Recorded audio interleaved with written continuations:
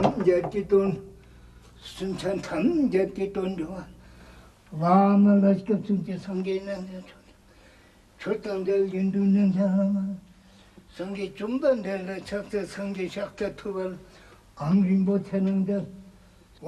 day, Stangen offers 100 prostrations with these words.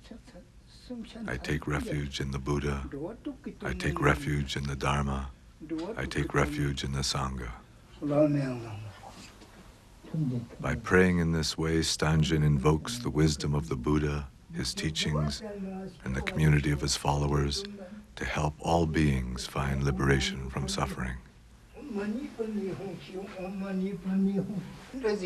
He feels he has accomplished all that he can in this lifetime.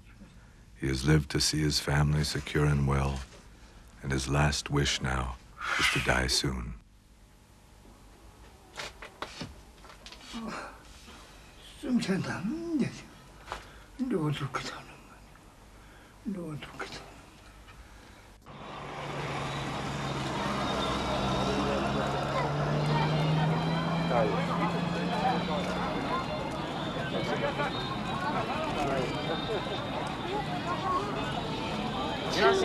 Are you afraid of death? No, everyone must die someday.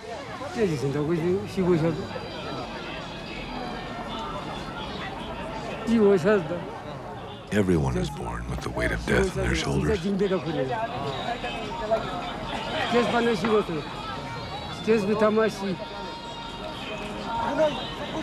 I haven't done anything bad, so I'm not afraid to die.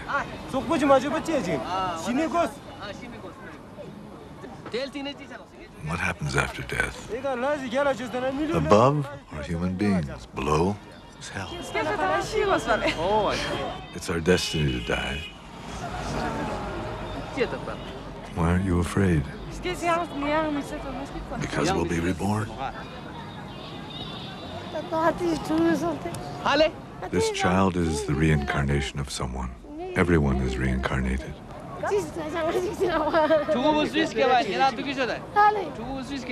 What was this child's previous life? That I don't know. Even though the physical body dies, consciousness continues. It is a constant repetition of life and death. That's why people are reborn.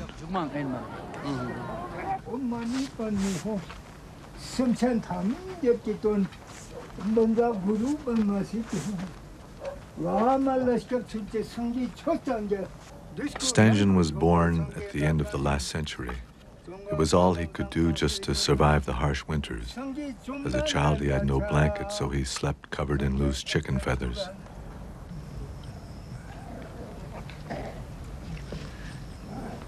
For food, he caught wild birds and animals in the mountain. The only money in his village came from the sale of handicrafts to the caravans which traveled to China.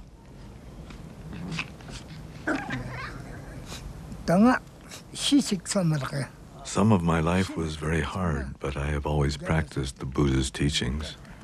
When I say the mantra with this prayer wheel, it is to express my wish that all beings in the lower realms, the animals and hungry ghosts, beings in hell, all find liberation. No matter what happens now, for myself, I have no regrets.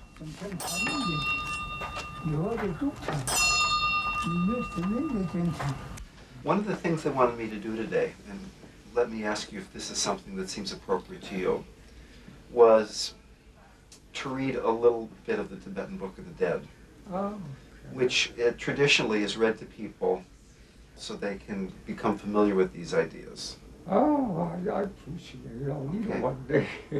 Listen to what I am saying, Bruce. Death is now come and you are departing from this world, but you are not the only one, as death comes to all people on earth. Be willing to release any connections with the life you have been living and release the people with whom you have associated. Whatever fear or terror that might come to you during the experiencing of the reality of your mind, keep these thoughts in your consciousness and go forward. Recognize that any mental image, pictures which occur are of your own creation. Maintain that recognition and you will achieve liberation.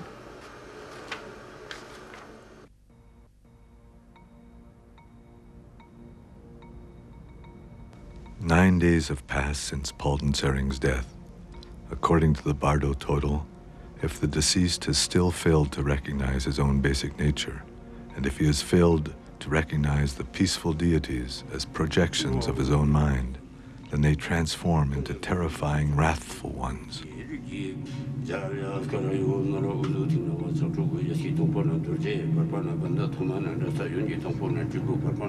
Palden Sering listened without distraction. Now, the blood-drinking, wrathful ones will appear.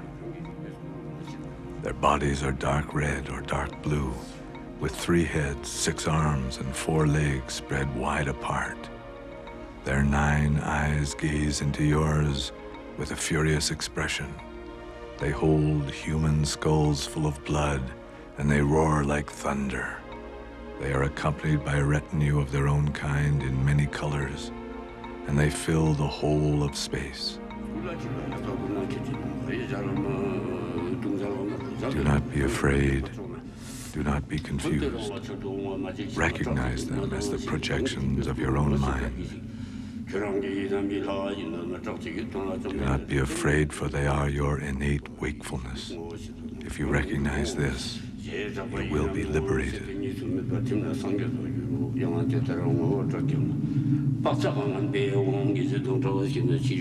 Recognition and liberation are simultaneous.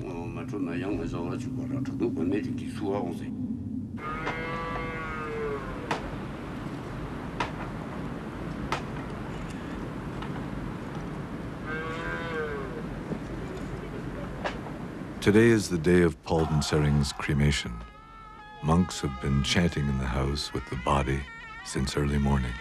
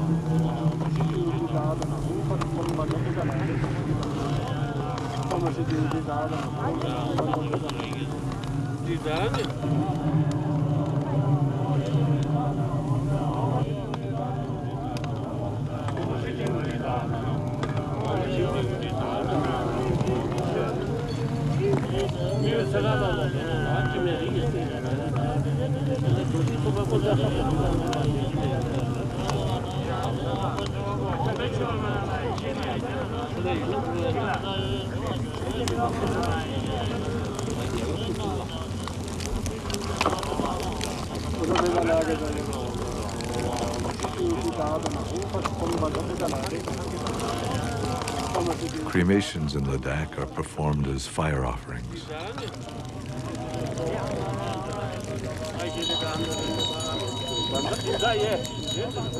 In order that he may no longer cling to his former body, and so that his relatives and loved ones may release him from the bonds of their attachment to him, his body is offered to the fire.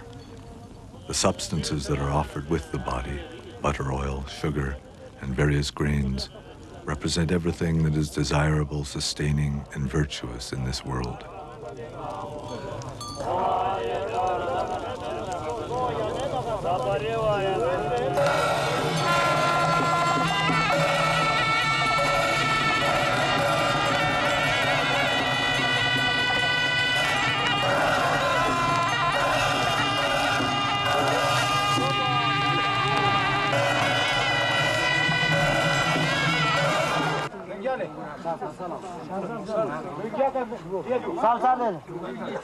To complete this process, Paulden Sering's possessions were donated to the monastery. The day after the cremation, the monks auctioned them off to the people of the village.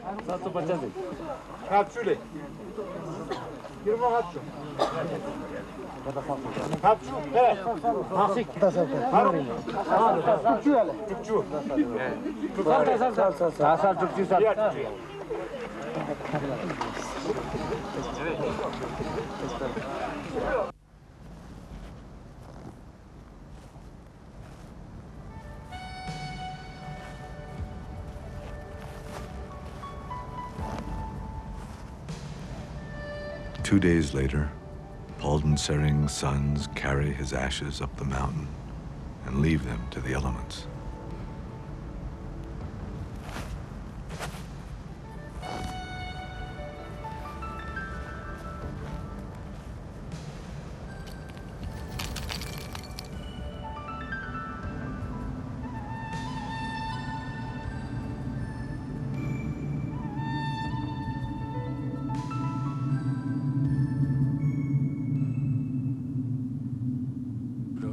Paulden Sering, listen without distraction. The body which you had in this life is becoming indistinct to you, and the body you will have in your future life is becoming clear. As you sense this, you will become frightened and sad. There is no place for you to rest, and no stopping place in your ceaseless wandering. You do not care what your next life will bring as long as you will be born soon, and so you approach anything that appears before you. Take care, Paulden Sering. Do not be afraid. Look for a good human birth, where you may yet recognize your own true nature.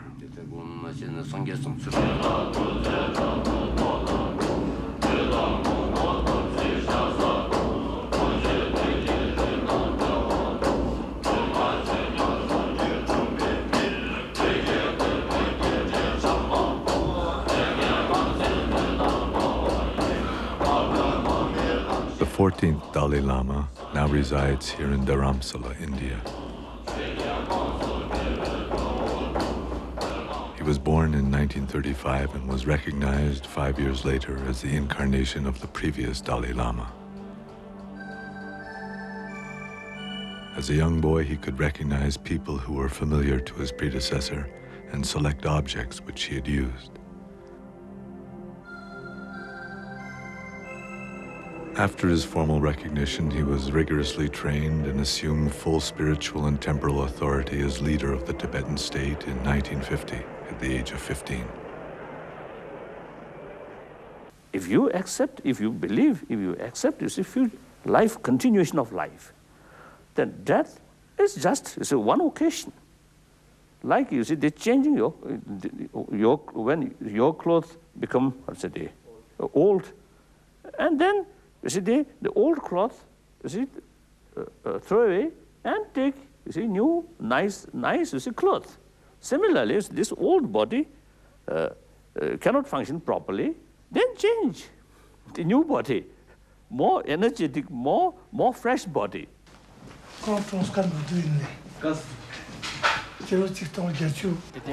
Sokrapa was shot by an Indian policeman 11 years ago while participating in a demonstration for the improvement of labor conditions in Ladakh. 2,000 people from all over the country attended his funeral. Subsequently, the Indian government acceded to the demand for improved conditions, and Sokrapa became a national hero. We have confirmed that this boy is the reincarnation of the monk Sokrapa. All Ladakh is very happy.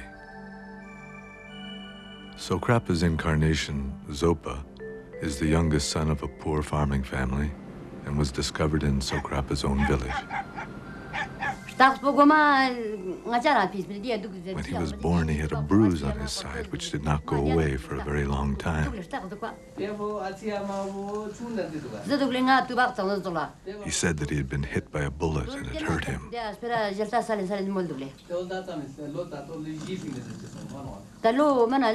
The bruise was on the same place where Sokrapa was shot.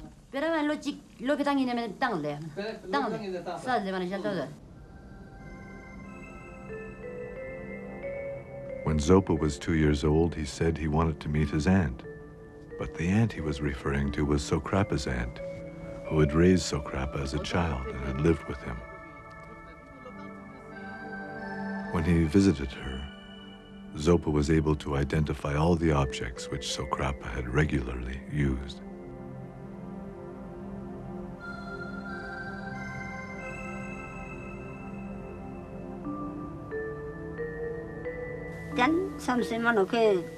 My nephew Sokrapa was a pure-hearted, virtuous person who always thought about other people. Because he was a good man, he has found a good rebirth.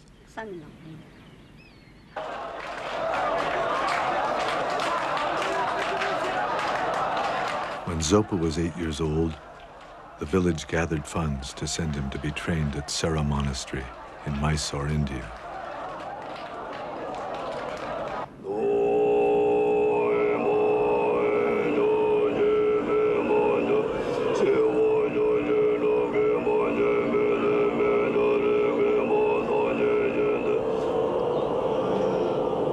Sera, formerly a major monastery in Tibet, gives special attention to the traditions of debate, logic, and chanting Buddhist texts.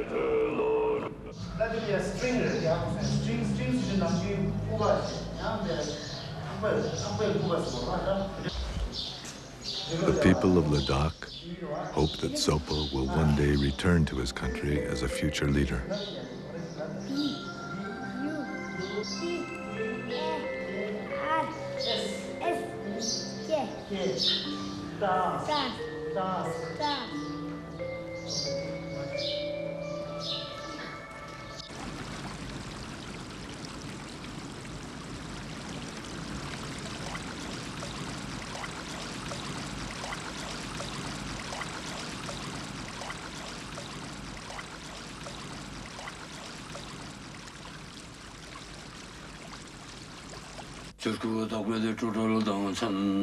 On the final day of reading the Bardo Total, the entire family gathers to pray that Palden Sering will find a fortunate birth. Palden Sering, listen without distraction. You have not recognized your own nature, and now you will once again experience all the painful uncertainties of birth and death. Give up anger, give up attachment, and give up yearning for relatives and friends. Take refuge in the Buddha, the Dharma, and the Sangha. With your head held high, enter the human realm.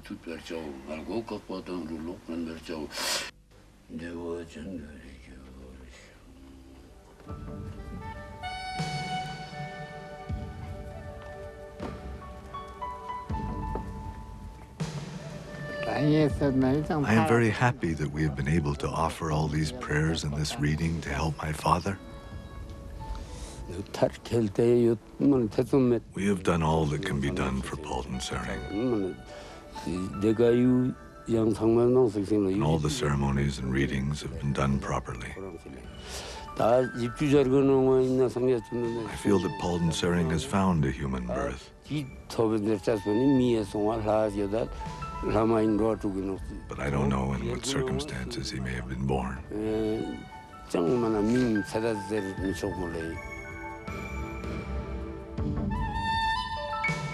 The Tibetan Book of the Dead